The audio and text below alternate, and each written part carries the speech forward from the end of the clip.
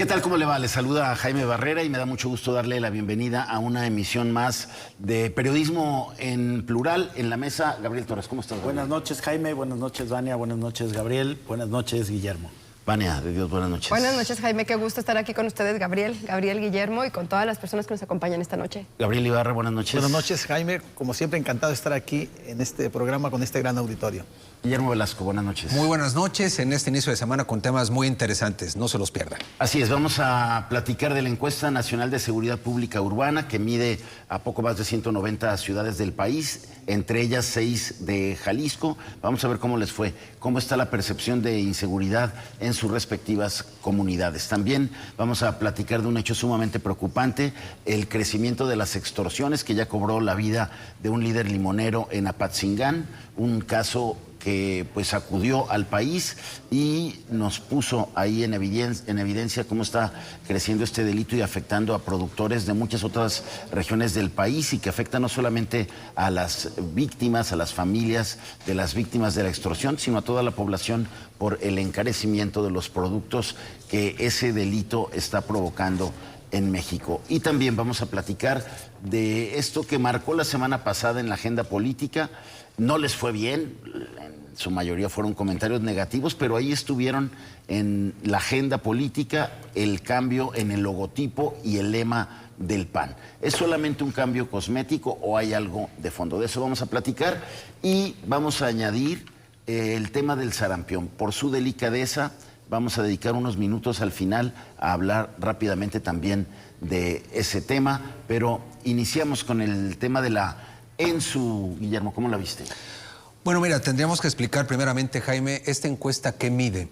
Yo creo que está dividida en dos grandes partes. Hay un asunto de percepción de inseguridad, es decir, más allá de los hechos verificables, el ciudadano común y corriente, cómo se siente en su ciudad, en varios aspectos, al caminar en la calle, en sus usos y costumbres, en sus rituales, en fin, en su trabajo, en la actividad deportiva y demás. Pero también la encuesta da constancia de hechos verificables, es decir, más allá de la percepción, situaciones que la gente observó, un asalto, un robo, violencia, por ejemplo, en las calles, consecuencia del alcohol, en fin. Entonces, llama la atención, efectivamente, como lo referías en la introducción, hay algunos municipios en la zona metropolitana de Guadalajara que empeoran, al menos en la parte de la percepción. Es el caso de Tonalá, por ejemplo, que pasa de un 56.1% a 65.4%. Quizás es el aumento más amplio. Por eso sale con el triangulito. Exactamente. En los resultados. En esa visión negativa. Tlajomulco, de 66.2% de percepción de inseguridad a 73.6%. Y Guadalajara, de alguna manera, que es, por cierto, la capital de Jalisco, el lugar donde existe una mayor percepción de inseguridad, y también aumenta dicha percepción de 73.1 a 78.9%. Entonces, yo creo que esos son los datos duros, y hay lugares en donde la percepción disminuye. Es el caso de Zapopan y el caso de Puerto Vallarta. De Vallarta. Que en esta medición es, por cierto, el lugar... Y Tlaquepaque. Y Tlaquepaque, por cierto. Entonces, que son las 6 ciudades que se miden en... Lo que se mide. Es interesante, digamos, en otros datos más allá de este tema, lo decíamos también en un análisis similar hace algunos meses, las mujeres son quienes más perciben, por cierto, por razones me parece lógicas, este tema de inseguridad. El lugar donde se percibe más, que eso es interesante porque es la vida cotidiana, donde la gente percibe más inseguridad, es en los cajeros automáticos y es en la calle, es en el transporte público. Eso es terrible, ¿eh? A mí lo que me llama muchísimo la atención es que el transporte público está ahí desde hace al menos 2 años, aparece ahí. No se ha movido. Y no se ve que se vaya a mover. Y no se va, y no parece... porque ese es otro tema, interesante lo que dice Vania. También no es nada esperanzador la percepción de que esto no va a mejorar. Sobre todo en Guadalajara, hay que decirlo. O sea, la gente hoy se percibe mal, pero si le preguntas, haciendo un ejercicio de imaginación cara al futuro, pues efectivamente la gente no ve razones. ¿Por qué va a cambiar, si no ha cambiado en tanto tiempo, el hecho de sentirte más seguro en el transporte público, en los cajeros y demás? Y es dramático cómo la gente tiene que cambiar sus hábitos cotidianos. Claro, los chicos no van al parque, no sales a la escuela, en fin. Entonces me parece que esto no es una buena noticia y contrasta con el encuadre que busca hacer la clase política para mentirnos con la verdad. Es decir, contarnos la partecita que sí pueda haber de mejoras, pero no nos cuentan. Están más preocupados de, por la vía del marketing, presumir algunas partecitas de la encuesta que asumir de manera crítica que no vamos mejor y que más que estar presumiendo en donde pueda haber ciertos avances, es aplicarse a las estrategias de seguridad. Yo lo que veo, un grave contraste entre lo que nos cuentan y lo que hay. Hay cambio de hábitos, Vania, también. Muchos cambios de Hay quien hábito. ya no se pone el reloj, ya no se pone la joya. El arete, el Exacto. anillo. Me llama mucho la atención ahorita lo que decías, Guillermo. Yo creo que viéndolo a futuro y viéndolo a pasado. O sea, quienes hemos usado el transporte público, dudo mucho que haya cambiado en los últimos 20, 25 años, 30 años. O sea, es tema, y principalmente las mujeres. Me acuerdo alguna vez que me tocó hacer algún reportaje que le llamaban la 680, que es la 380. El momento en el que te subes y que sabes que si el camión va lleno, o sea, lo que te expones como mujer a la gente que va ahí. Cuando eres estudiante, yo recuerdo que antes subía hasta con un alfiler para que no se pegara la gente. O sea, ese nivel que dices, bueno, ahorita a lo mejor causa gracia, pero te da miedo. Claro. O si llegabas tarde, también a lo mejor que zonas sales. Lo que nos hablaba la encuesta también es en las calles, en carreteras, que ya lo hemos tratado aquí en el programa, que es grave que no puedas trasladarte por carretera dentro del país. El tema de que no puedas utilizar joyas, que a lo mejor es lo que les dice, el 40%, o sea, 4 o 40 de cada 100 personas prefieren no utilizar nada de joyas en la calle. Todos, creo, conocemos a alguien a quien nos los hayan asaltado o el celular en la mano o que pasen y te arranquen la cadena. Que sí es importante precisar, como decías, Guillermo, las cifras que se tienen oficiales en cuanto a lo que se tienen de delitos denunciados o lo que se van y se presentan ante el ministerio, más aparte el subregistro de quienes no denuncian. ¿Cuántas personas no han sido asaltadas y no presentan ninguna denuncia? Si lo vemos a nivel global, creció del 58%, la vez pasada que habíamos hablado de eso, al 63% la percepción. Es decir, 6 de cada 10 ciudadanos no se sienten seguros en espacios públicos y no se sienten seguros en cuanto a ellos como su persona. ¿De qué nos está hablando? De que hay la creencia como sociedad de que el gobierno, las autoridades no están haciendo lo suficiente para que nosotros podamos sentirnos seguros en nuestras pertenencias, en nuestra tranquilidad, en nuestra paz, en espacios que deberían de ser seguros, y esto es únicamente en espacios públicos porque claro que los números, las cifras y la percepción y con datos duros cambia muchísimo también, incluso dentro de los hogares. Gabriel, ¿cómo lo viste tú? Pues choca con la narrativa del gobierno federal. Las estadísticas en el caso de los homicidios baja de 89.6 asesinatos diarios a 59.5. Poco más de un 30%. A lo mejor esto puede ser real, pero la percepción, que es lo que cuenta, no la sustenta. No la sustenta. ¿Qué estará pasando? La estrategia del gobierno federal se centra en los delitos de altos impactos y descuidan los de bajo impacto, que son los que más le golpean a los ciudadanos. Sí, curiosamente, Gabriel, un día antes de que se diera a conocer la ENSU, Omar García Harfuch prácticamente sale en hombros del Senado. Y la ENSU le dice, a ver, aguas con el festejo, porque no hay tan buenos... Por lo menos la percepción no va de la mano con esas cifras triunfalistas. Sí, fue un vaso de agua fría, ¿no? Yo creo que había sido la jornada más exitosa de Omar García Harfuch, y con el Senado, pues, donde hay personajes muy duros, muy fuertes, y sin embargo, pues sale airoso. Pero pues esto nos llama la atención en razón precisamente de que pues la problemática que más le duele a los ciudadanos es el robo, es el asalto, es la extorsión. Y esos datos, Omar García Harfuch no les dio tanta importancia como el caso de los delitos de alto impacto. Yo creo que también esto es una llamada de atención para las autoridades locales, porque este tipo de delitos, más que al gobierno federal, corresponden enfrentarlos a los gobiernos locales, estatales y municipales, como advertimos los datos que presenta Guillermo, en el caso de Jalisco, de los 5 principales municipios, cómo se ha comportado. Y luego en el caso también de Jalisco, ¿qué sucedió? ¿Qué pasó? Porque estaba viendo también que el menor índice de percepción o la disminución se dio en el 2024, hace un año, que fue el 57.7%, el más bajo, y luego en un año crece, bueno, el más alto había sido en 2019, la percepción era 74.2%, y en el 2024 baja 57.7%, o sea, 16.5 puntos. Ahora vuelve a repuntar en estos últimos años. ¿Qué sucedió? ¿Qué hizo mal el gobierno actual que encabeza Pablo Lemos? Yo creo que ahí, pues, los titulares del área de justicia, de seguridad, pues tendrán mucho que estudiar para ver dónde está la problemática que se está viviendo, en el cual, pues, pese a que hubo un cambio de gobierno, la percepción, en el caso de Jalisco, pues no mejoró, pues, que esperaríamos que eso cambiara, y más en el caso, pues, o será también que el caso de los desaparecidos, que sigue teniendo mucho impacto, incide en la percepción ciudadana. Claro, sin duda. Porque, a ver, hay en la narrativa oficial del gobierno de Sheinbaum, dejamos la política de los abrazos y no balazos, ya hay un combate frontal al crimen organizado y la política ha cambiado. Eso se lo reconocen incluso en el Senado, y al otro día la ENSU nos señala que el último trimestre de Andrés Manuel López Obrador, la percepción de inseguridad era del 58.6%, y a un año, en el último trimestre del primer año de la presidenta Claudia Sheinbaum, sube a 63%. Algo hay ahí que no checa. Bueno, hay un dicho popular que a lo mejor lo explica Jaime, que dice: crea fama y échate a dormir.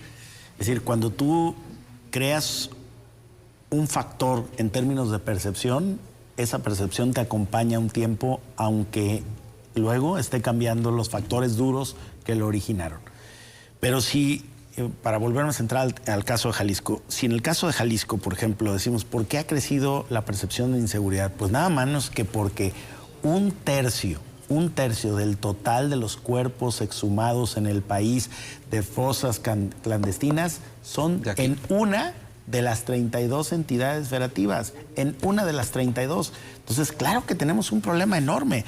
Aquí lo interesante es ver cómo hicieron o qué han hecho municipios como Zapopan, que tiene una percepción de inseguridad de apenas 49.5%, que diría en el contexto de la zona metropolitana es buenísima. ¿Y qué han dejado de hacer municipios? Un municipio colindante, a veces no sabemos si estamos en Guadalajara o en Zapopan, pero en Guadalajara la percepción de inseguridad es del 78.9%, del 49% en Zapopan al 78%, casi al 80% de Guadalajara. Algo está pasando ahí. El caso de Tonalá, que es el municipio que más aumentó en el último año, con un 9.3% más de percepción de inseguridad, y luego el caso atípico de Vallarta, donde solo un 24.7% de la población, solo un 24.7% se siente inseguro, y yo creo que eso no corresponde con los datos duros del crimen organizado en Vallarta. Entonces, yo creo que hay que tomar en su justa dimensión lo que la encuesta sí explica y dice. Es una encuesta nacional de seguridad urbana que mide percepción, no datos duros. Y los datos duros pueden estar arrojando una cosa, pero la percepción puede estar siendo otra. Y a lo mejor parte de la explicación de por qué Jalisco pinta con un índice elevado de percepción de inseguridad, yo lo ligo fundamentalmente como primera razón y en primera causa irrefutable, además me parece, Jaime, al tema de los desaparecidos. Somos la entidad número 1 y 1 de cada 3 cuerpos exhumados en el país de una fosa clandestina es de Jalisco. Por eso llama la atención que Zapopan haya aparecido con una menor percepción de inseguridad, 49%. Pese a que en su territorio está el conjunto de fosas clandestinas más grande en lo que va del año, que es en Las Agujas. Eso, ahora, algo estarán haciendo bien, sin duda alguna, y algo en Guadalajara no se está haciendo bien, porque coincido plenamente. A ver, está el crimen organizado, pero también muy importante lo que dice Gabriel Ibarra. A ver, el tema es que a pesar de las acciones de alto impacto en la delincuencia y los golpes contundentes que pueda haber, lo cierto está en que al ciudadano lo que más le afecta es lo que te pasa en el autobús, lo que pasa en tu casa. La delincuencia común. La delincuencia común. Entonces, efectivamente, esa es la que más duele, la que lesiona nuestra familia, nuestro patrimonio. Claro. Y también eso tiene que ver con esto, que te asalten. Que asalten tu casa, tu coche. Que tus hijos no puedan estar a gusto en la calle, en un parque, y que tú estés literalmente con la angustia de si van a volver. Eso es lo que nos duele en la vida cotidiana, Jaime. Si ahora en una casa, toda la colonia se siente insegura. Es correcto. En el caso del transporte, ese es un tema, ¿por qué es mayor la percepción de inseguridad en el transporte? Bueno, en los últimos años hemos advertido cómo el transporte, en vez de mejorar con el modelo ruta empresa, yo creo que se ha vuelto más deficiente, porque si vemos los paraderos en las principales avenidas, vamos a ver colas largas. Es que yo creo que ese tránsito del hombre camión a la ruta empresa nunca se ha dado. No ha funcionado porque dicen que son menos los camiones que están operando, porque no... El parar camiones, el reducir el número de unidades, reduce o aumenta las utilidades. Gastan menos y ganan más. Y en eso, pues la gente va apretada. Si son menos unidades, claro, se aprieta más, y ahí yo creo que es donde... Porque en Jalisco el transporte es un negocio, no es un servicio. Bueno, eso más el efecto de las redes sociales. Así es, ahí está. Bueno, pues vamos a ver la ENSU de enero, que va a medir el último trimestre del año, octubre, noviembre y diciembre. Si aprovechan las autoridades y sus corporaciones policiales esta información para hacer ajustes y darle más confianza, que sus ciudadanos, sus ciudadanas tengan menor miedo al asalto. Vamos a la pausa y regresamos. Quédese con nosotros.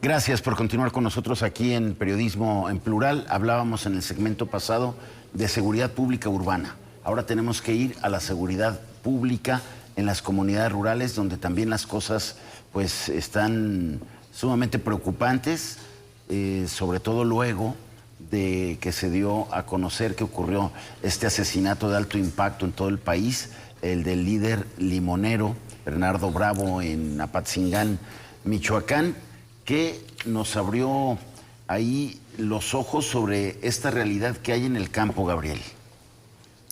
Bueno, lo que estamos viendo en Apatzingán con el asesinato de este líder de productores de limón es una problemática que está prácticamente en todo el sector agropecuario mexicano, por la extorsión que realizan la criminalidad. Y vemos, lamentablemente, un estado completamente rebasado, porque en el caso de Apatzingán, de los limoneros, vemos, por ejemplo, cómo la extorsión subieron de 1.50 a 4.50 pesos el kilo, que traducido a una hectárea son 45,000 pesos. Y esto, pues, es un negocio más redituable que el fentanilo, sin los riesgos que implica el tráfico del fentanilo. O sea, estamos viendo cómo la criminalidad se ha transformado, se ha sofisticado y ha entrado a otros sectores en los cuales pues el riesgo es mínimo, incluso hasta legalizado, ¿no? Como con empresas fachadas importan a Estados Unidos, exportan a Estados Unidos, donde el kilo lo venden hasta 25 pesos, ¿no?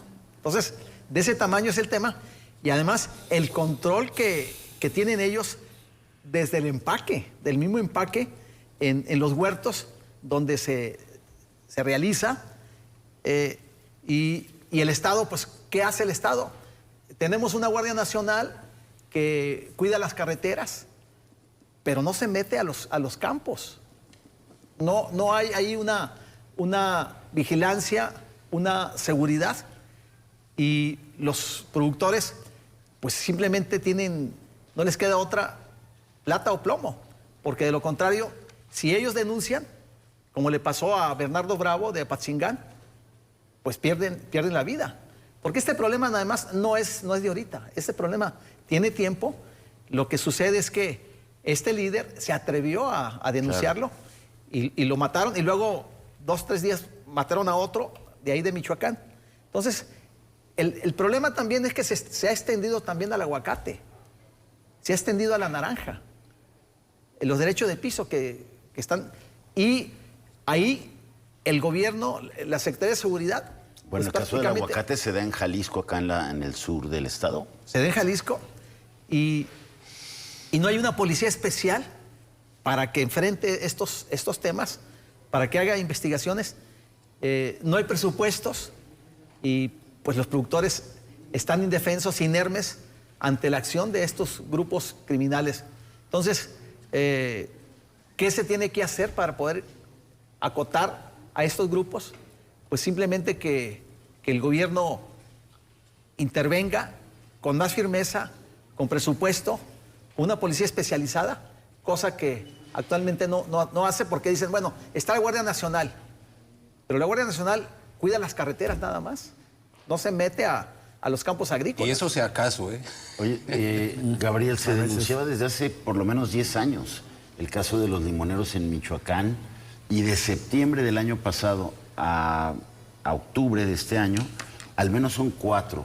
Otros 3 productores también a los que les habían pedido extorsión y se resistieron a darles el fruto de su trabajo a estos criminales, pues corrieron la misma suerte.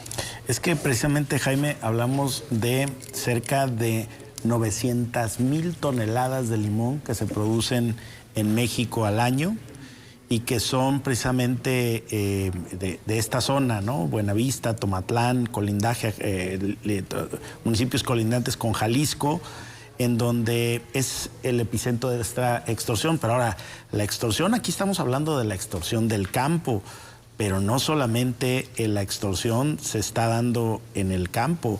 Estamos hablando que los panaderos, los que producen el maíz, dice el Consejo Nacional Agropecuario que entre el 10 y el 20% de los productos agrícolas, el costo final de esos productos es, digamos, el impuesto que los productores agrícolas tienen que pagar al narco, y si no los productores, los empacadores, porque les cobran los que producen y les cobran a los que empacan aguacate, limón. Bueno, en esta cadena de extorsión que hay efectivamente ya en México, y como bien se refiere Gabriel Ibarra, es más rentable que el aguacate, están panaderos, vendedores de pollo e incluso, y lo sabemos perfectamente, gasolineros.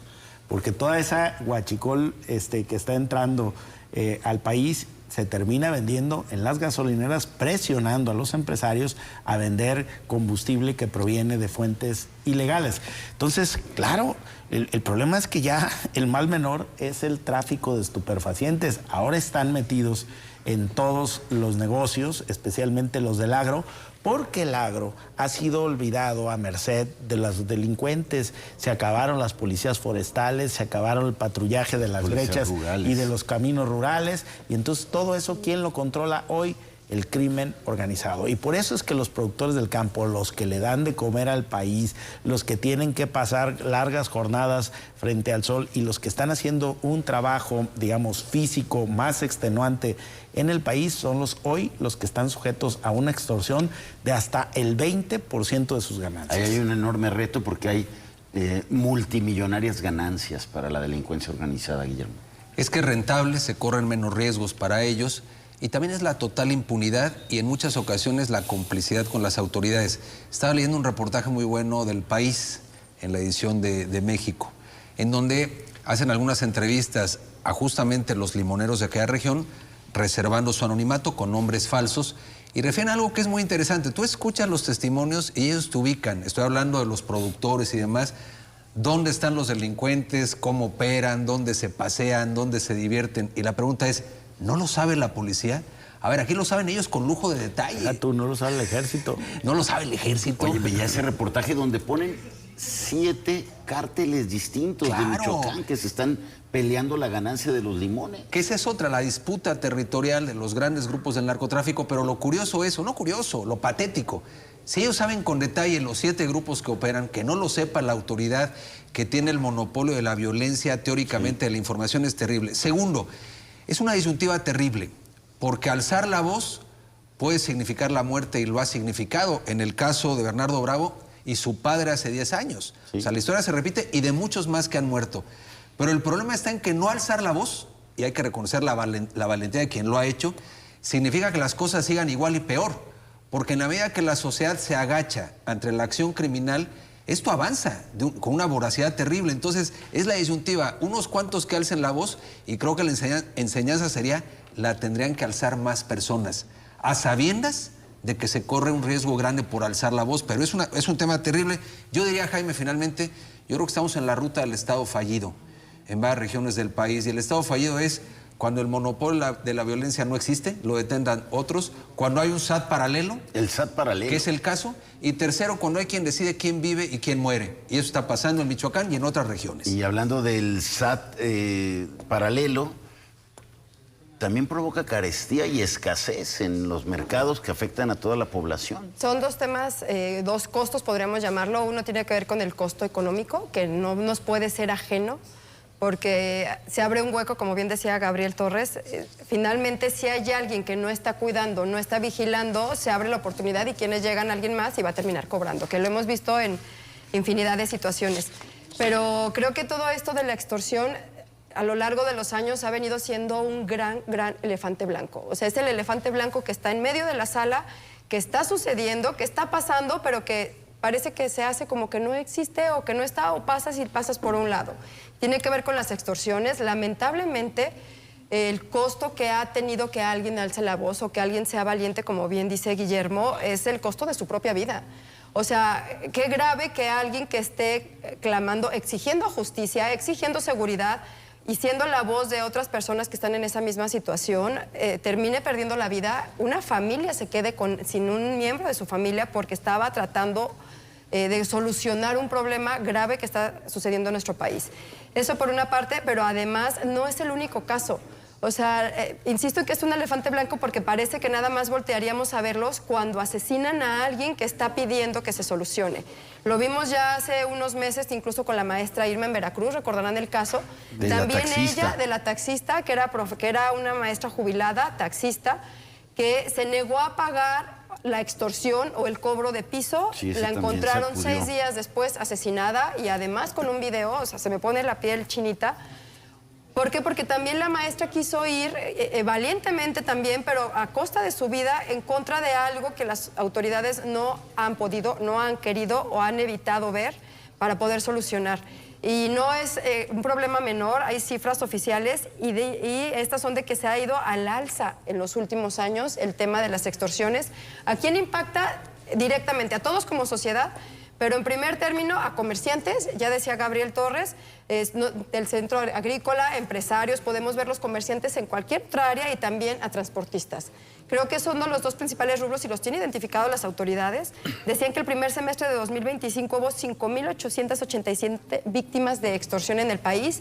Insisto, debe de haber seguramente un gran subregistro de quienes no denuncian. Entonces, creo que este elefante blanco no hay que estarlo volteando a ver cuando asesinen a alguien o cuando alguna persona salga a dar la cara por el resto de personas que están siendo afectados, incluso nosotros como sociedad. Así es, estamos hablando de las extorsiones del campo, pero hay todas estas extorsiones que se hacen a las familias desde las cárceles, que es otro tema. Guillermo hablaba de un Estado fallido y simplemente demos datos de las consecuencias de la impunidad. Hectárea de limón en Michoacán en el 2022 eran 112,000 toneladas, hectáreas. 2025, 98,000. Disminuyeron 12.5% en 3 años. Productores desplazados, 2022, 1,200. 2025, 3,800. Aumentó 217%. Denuncias por extorsión ante la Fiscalía General de Michoacán. En 2022, 87, en 2025, 34, 61% menos. Elementos de Guardia Nacional en Tierra Caliente, en 2022, 1,800, 2025, 1,200. 33% menos por reubicación. Impunidad, 98.7%, de acuerdo al índice de impunidad global 2024. Luego, ¿qué haría falta para enfrentar esta problemática? Porque ahorita el problema es que no hay seguridad para los productores. Se propone una Fiscalía Agropecuaria especializada de la Fiscalía General de la República. El costo que se estima que tendría sería 180 millones de pesos al año. 2, Fondo de Seguro Obligatorio ante extorsión. El costo tendría 2.500 millones de pesos. 0.5% de las exportaciones de limón.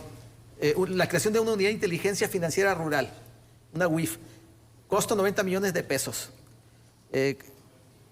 Patrullas mixtas, Guardia Nacional Productores, donde participara la Sedena, costo 400 millones de pesos. Esto reduciría 60% de cobros en el campo de la criminalidad. Bueno, cifras, si se aplica para lo que es. Si se aplicara para lo que es, si hubiera voluntad política de cifras entrarle. dramáticas. No, a ver, tiene sentido el hablar de inversiones, acciones, pero el tema que es la voluntad política de ir al desmantelamiento de estos grupos criminales. Ahí viene esa la es corrupción. realidad. Porque claro, hay corrupción, hay complicidad y también hay que entender, eso está pasando en Michoacán, pero está pasando ya en Jalisco. Y la pregunta es, ¿qué tendría que suceder? ¿Qué más tendría que suceder para alzar la voz? Esa es la realidad. Claro. Ganaderos, carniceros, tortilleros, panaderos, abarroteros, gasolineros. Algo está pasando en el campo de Jalisco que nadie se ha atrevido a levantar la voz. Pues ya vimos también lo que pasó en Michoacán. A diferencia. Y ahí hay, en estas ganancias estratosféricas que saca el crimen organizado del cobro de estas extorsiones, donde crece también automáticamente su poder corruptor y su poder de fuego para armarse más que las policías y más que los agentes investigadores, y con eso corrompen a más autoridades. Por eso, a diferencia de los habitantes de esas comunidades, hacen como que no ven dónde hacen todas sus actividades. Por supuesto, miran para otro lado.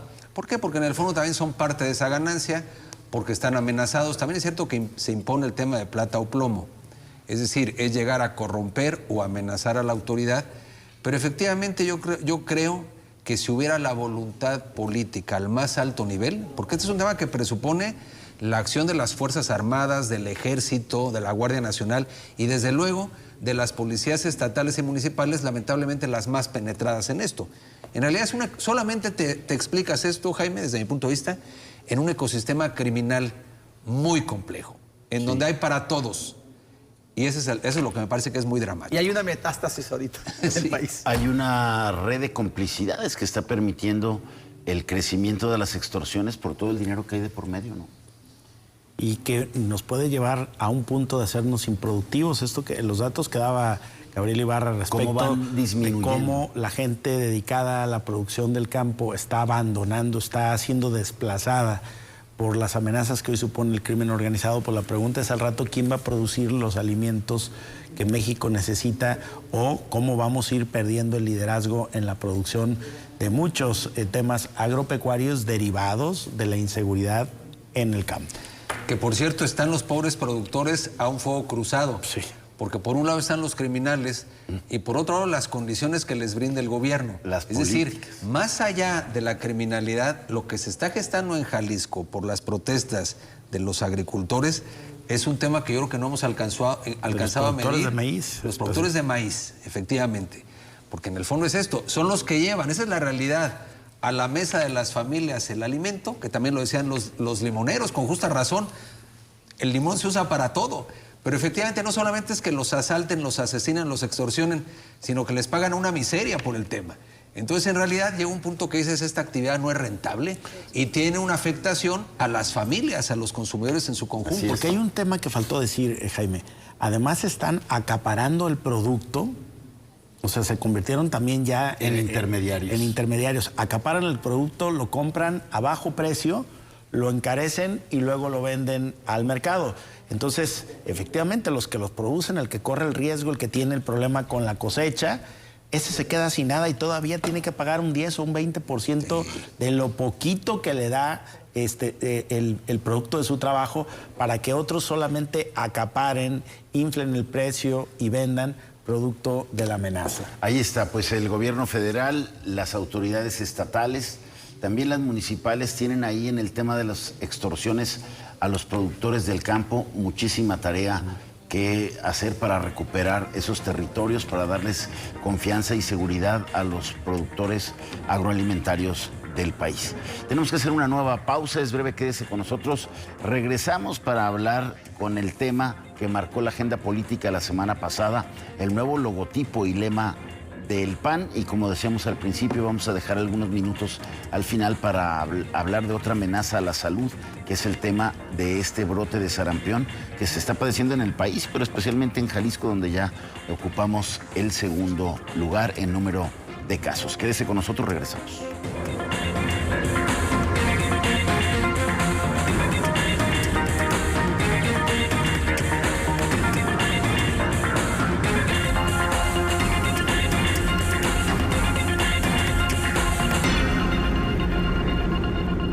Gracias por continuar con nosotros aquí en Periodismo en Plural. Entramos a nuestro bloque de cierre. Se habló mucho, Vania, del cambio de imagen del PAN, del logotipo, del lema. Todo el mundo habló de eso. No les fue muy bien, pero volvió a ser tema el PAN, que ya hace mucho que no era. Pero pues otra vez, bueno, vuelve a ser tema que ojalá les podría haber funcionado distinto. Yo creo que va a coincidir mucho Guillermo Velasco también con eso. Hicieron una estrategia, que es este cambio para anunciar la renovación, podemos decir estrategia de marketing. Cambiaron el logo, cambiaron el lema del partido, que fue criticado, me parece, si nos vamos desde la parte más superficial. Primero, el timing creo que les falló bastante. Primero, porque fue en una semana justo cuando el país estaba enfrentando desgracias en varios estados por la lluvia. Una semana donde había personas fallecidas, familias que perdieron todo en sus casas. Podemos ver los casos de Veracruz, donde difícilmente estaba llegando la ayuda, donde todavía tenían una semana batallando, sacando todo el lodo que había dentro de sus hogares por lo que hubo durante esos días. Y en ese periodo salen a anunciar la renovación del partido. Creo que el timing fue pésimo, podrían haberlo pospuesto seguramente. O irse a hacer tierra ya. Claro, podrían haberlo recorrido y no pasaba nada, no cambiaba nada una semana a la otra. Es un poco de empatía, yo creo que es algo que ha fallado en todos los colores, en mucha clase política. Eso por una parte. En esta estrategia, ¿qué es lo que están buscando? Afiliar más personas. Va muy enfocado a los jóvenes porque ese día que hicieron el anuncio hablaban de la aplicación, de una nueva aplicación para que las personas que quieran registrarse lo hagan más rápido. Empezaron a hacer un recorrido por universidades para atraer más gente joven al partido. Ojo, sí es importante los jóvenes, toda esta generación, pero obviamente son jóvenes que ya pueden votar o que van a poder votar en el 2027. Eso por una parte. También se anunció que iba a haber ya una ruptura, por llamarlo así, de las alianzas que habían estado generando con el PRI, que ya lo habíamos mencionado en otros programas, que era como algo muy extraño, que a lo mejor hace una década, unos años atrás, no nos hubiéramos imaginado que estuvieran haciendo alianzas PRI y PAN en algunas de las candidaturas, por temas de ideología, por muchas cosas. Vamos a ver qué tanto les funciona. Creo que de entrada no empezó bien el cambio, porque al final se hablaba mucho de que haya sido algo de cómo está envuelto el partido, pero qué es lo que trae dentro, lo que trae más de carnita.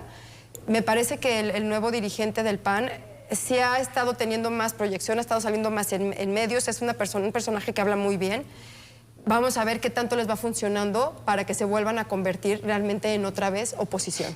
Tú eres un experto en el tema, Guillermo. A ver, ¿cómo los viste? ¿Cómo viste a los blanquiazules? A mí me parece una pantomima. Voy a ser menos amable. Una pantomima, una farsa y un cambio ni siquiera cosmético. A ver, a final de la historia, yo creo que el PAN es un gran partido. Me refiero en su fundación, un partido que está cumpliendo 86 años, que además sus principios fundantes ligados al bien común, efectivamente a patria, familia y libertad, pero hoy salen y es como el agua tibia. Esos principios hicieron fuerte ese partido político y comentábamos antes de entrar al aire, ahí ha radicado la fuerza que hoy se ratifica política de Milei, la fuerza de Vox en España, que aunque a algunos no les guste, se reivindica ganando congresos locales y avanzando en política, así ganó Trump. Es decir, en la política tiene que haber contundencia política y no puedes atender a todos los mercados de votos. Nada más que aquí hay un asunto muy importante, hay un mercado muy amplio de voto conservador y hay muchas clases medias en este país y decía un analista, hoy quedaron huérfanos con este planteamiento amorfo doctrinalmente, gelatinoso. Es decir, Salen a hablar de patria, familia y libertad. Sí, volvemos a los orígenes, a la contundencia del partido. Y después Jorge Romero sale a decir, oye, mira, pues aquí dan igual los hijos, Aquí las da mascotas, da igual hombre, mujer, Los mujer. tipos de familias. Entonces, a ver, eso es tibieza, te tienes que definir. Vas a jugar un poco a los principios fundantes. Entonces, claro, los verdaderos militantes del PAN, pues en el fondo están llorando, no saben si llorar o reír de este tema. Me parece que es vergonzoso. Luego, a ver, hablan de abrirse a la sociedad y hablan de una app para que te registres. Esto, a ver, suena novedoso desde el punto de vista del marketing, pero ves a los mismos rostros de siempre. Es decir, ¿quiénes estaban ahí? Estaba Marco Cortés, Ricardo Anaya, es decir, lo mismo. Es más, vimos hasta Acosta Naranjo. Ahora sí como que pan con lo mismo. Pan con, o pan ya sin nada, me atrevería a decir, porque en el fondo creo que sí se está vaciando ese partido político. Creo que es una pena, porque efectivamente podría ser históricamente el partido con más contundencia para operar. Coincido en lo que dice Vania, en ocasiones es mejor solos que mal acompañados. El PAN en realidad, si se apegara a lo que es, creo que podría avanzar más en solitario. Vamos a ver qué pasa con las alianzas, porque también es cierto que cada contexto político local marcará una pauta distinta. Entonces, en el fondo aquí ya podrá decir el presidente estatal del PAN lo que quiera, que las decisiones de tomas no las va a tomar él. Es decir, seguirá siendo un partido en donde manda una camarilla, que en el fondo, además del wokismo, lo que está es apostado por los negocios. Gabriel, pese a ese discurso ambiguo del que habla Guillermo, hubo quien desde la izquierda dijo, aguas es un riesgo. El PAN se está convirtiendo en un espacio para la ultraderecha en México. Pues estaban descubriendo el agua al tiempo. El PAN nace como un partido conservador de derecha. Los votos que obtiene vienen de ese sector de la población. Y claro que una parte de la población mexicana tiene todo el derecho de tener y sustentar esa ideología. Para decirlo más claro, es un partido demócrata cristiano. No lo admite así la ley, pero en los hechos así funciona. Ahora, lo que a mí me parece, y coincido en esa parte con Guillermo, es que si eso es el PAN desde su fundación, que no están descubriendo el agua al tiempo, lo quienes señalan, es una verdad de perogrullo decir eso, ¿no? Que el PAN agrupa a la derecha. Pues claro, para eso esto es como decir, en España el PP es la derecha. Pues por supuesto, y la izquierda es el PSOE, pues por eso son antagónicos y se disputan el control del acceso al poder. O tenemos alguna duda de si Felipe Calderón era un presidente de derechas, o tenemos alguna duda de si Fox era un presidente de derechas, aunque las intensidades entre ellos pueda cambiar. No, el PAN eso representa ideológicamente. Lo que no quedó claro ahora con este señor Jorge Romero es si realmente el PAN quiere retomar su nicho de mercado de votos o se quiere diluir con el resto de los partidos sin que quede claro ideológicamente a quienes representa.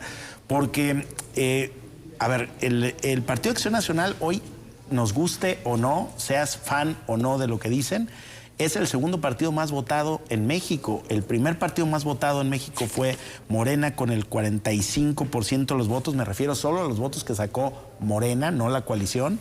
Y el segundo partido más votado es el PAN con el 16.4%. Y luego con el 9.7% el PRI. El PRI hegemónico se baja al 9.7. Bueno, es la segunda fuerza política del país. Es la segunda fuerza política del país y eso explica por qué gente como Enrique Krauss, como Acosta Naranjo, como Cecilia Soto o el mismo Lorenzo Córdoba, que para mí es una sorpresa, graban un video y aparecen en el relanzamiento del PAN. Bueno, Claudio X González es de alguna manera el líder de todo lo que sea antimorena o participa en todos los grupos que sean antimorena.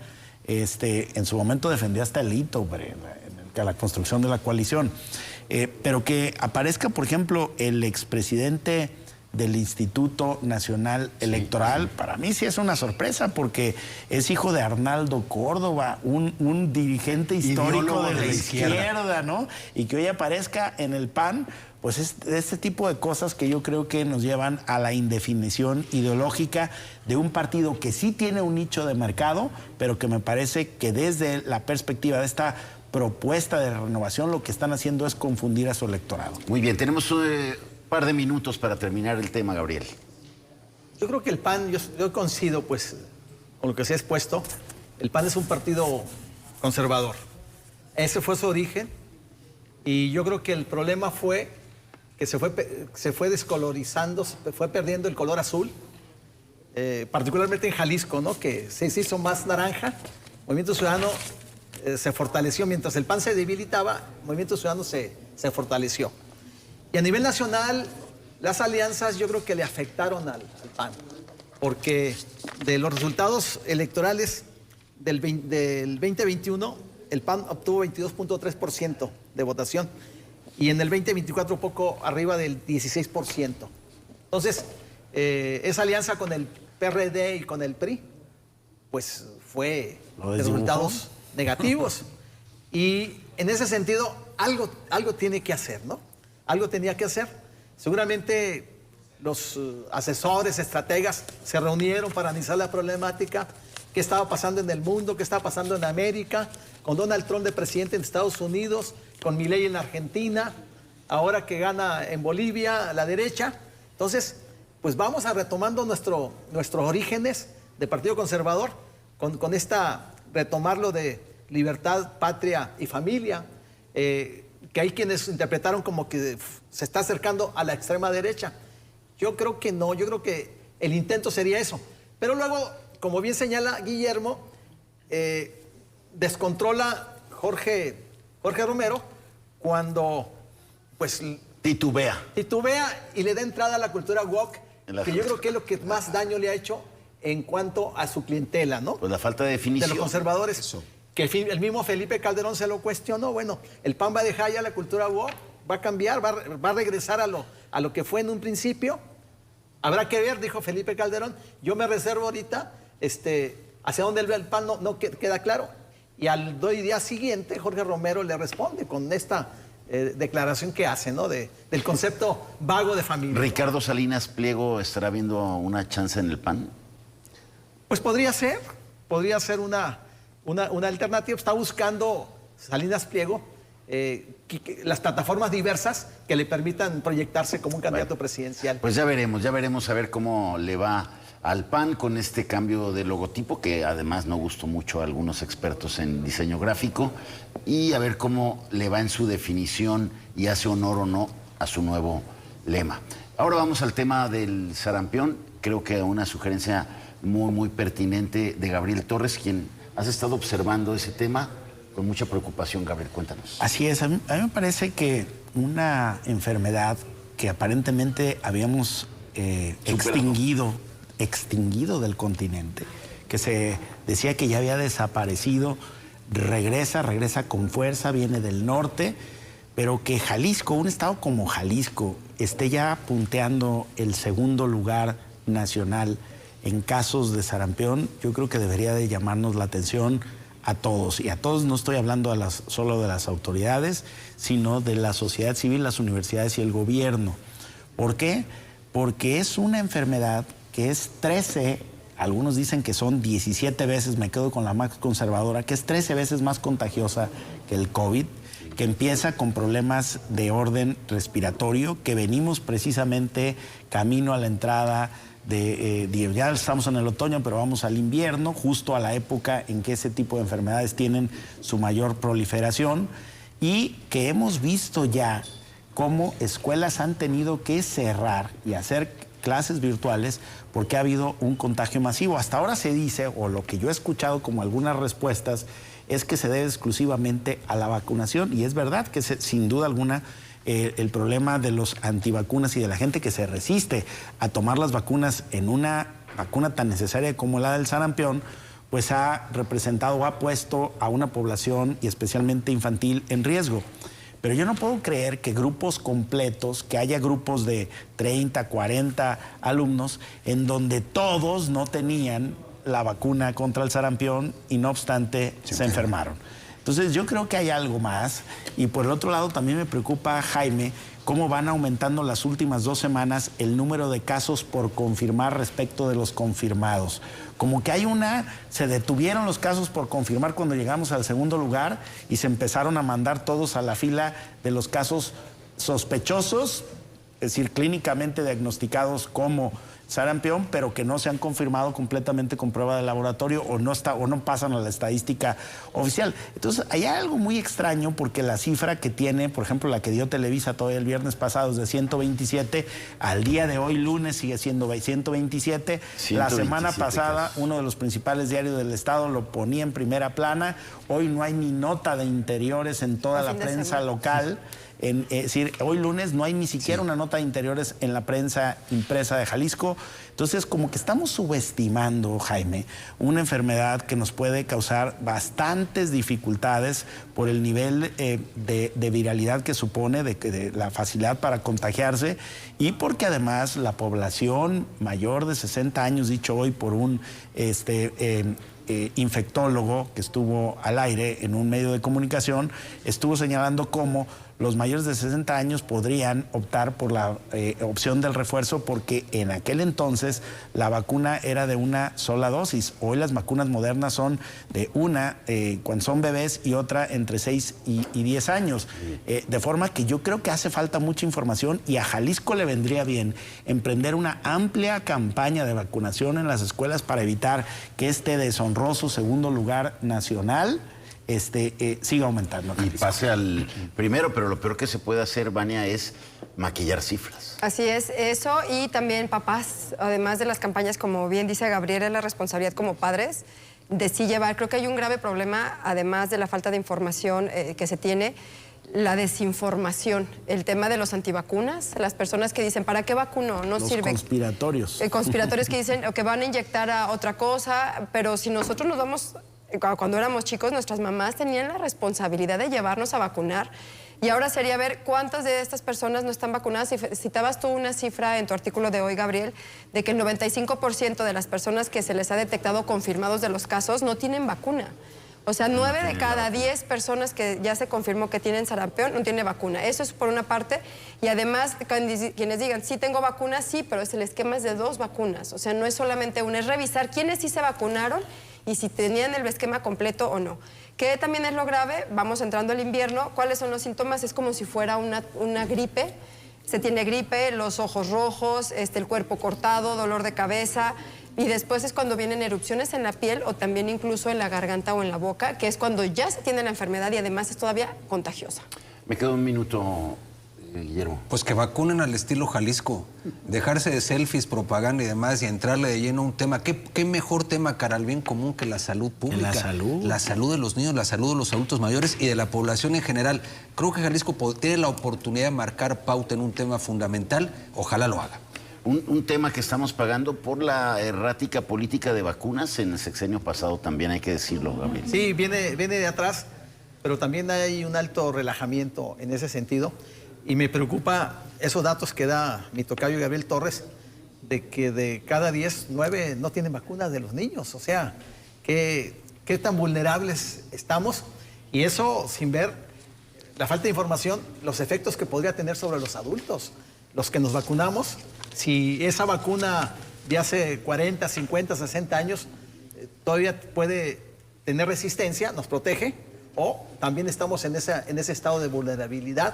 Yo creo que la Secretaría de Salud debería ponerse las pilas, el gobierno del Estado, y darle la importancia que este tema exige, porque podemos sufrir una gran epidemia en las próximas semanas, terrible, como pasó con el dengue también ya. Y evaluar si se debe de convocar a adultos mayores también, ¿no? Para esta vacuna de sarampión. Bueno, menos información, hombre. Necesitaríamos ya un sitio para evitar las fake news y la desinformación.